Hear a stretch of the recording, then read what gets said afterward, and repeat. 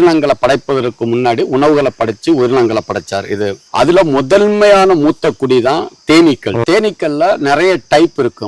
முதல் இது வந்து யூரோப்பியன் பீன்னு சொல்றது, ஒரே அடுக்காதான் கட்டும், மலை தேன் சொல்லுவாங்க. இன்னொன்னு தேன் வந்து கொம்பு தேன், இன்னொன்னு கூட்டு தேன். அந்த கொம்பு தேன் தான் நம்ம அந்த பாக்ஸ்ல அடைக்கிறது.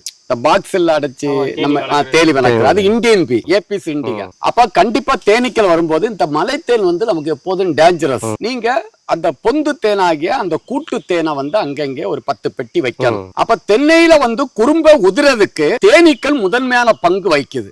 குறும்ப உருக காரணங்கள் கேட்டதுக்காக சொல்றேன். குறும்ப எதிரான உதிரும் கேட்டா மெயின் காரணம் மகரந்த சேர்க்கை. ரெண்டாவது கரு உறுதல், ஃபெர்டிலைசேஷன் சொல்லுவோம். அதுக்கு தேனீக்களும் தேவை, நுண்ணூட்ட சத்துக்களும் தேவை. அதை குறைபாட போக்காதான் எருக்கஞ்செடி வைக்க சொல்றோம். மூணாவது, குறும்பைகள் ஏன் உதிருதுன்னு பாத்தீங்கன்னு சொன்னா அதிக வறட்சி, அதிக தண்ணி. குறும்பைகளை ஊத்து விட்டுரும், மரம் வந்து காத்துல அசைவு கொடுக்கும். குறும்ப உதிரதுக்கு இதெல்லாம் பல காரணம்.